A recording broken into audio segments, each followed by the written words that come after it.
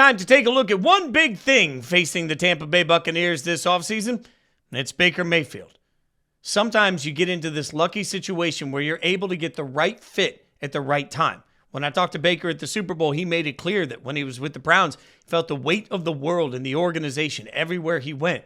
By the time he got to the Buccaneers, he was able just to relax and be part of something that already felt special. He was able just to be himself. You think about that comfort, and then you have to ask yourself, what's it worth to Baker, and what's it worth to the Buccaneers? Because we simply are in a world where there aren't enough quality quarterbacks for the number of teams that there are in the NFL. And I'm not sitting here saying that Baker Mayfield has become a world beater, but that's where this becomes complicated. Baker Mayfield bet on himself, and he went out and won that bet. So now there are going to be teams that are going to be willing to back up some level of a Brinks truck to get Baker in.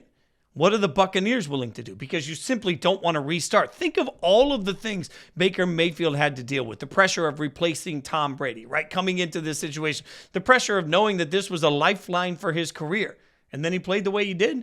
Yes, there are other decisions the Bucs are going to have to make, and it gets a little tricky. What do they do with Mike Evans is a big part of it. How do they utilize the franchise tag is a big part of it. But the real question here from everybody is going to be, what does Baker see his value as?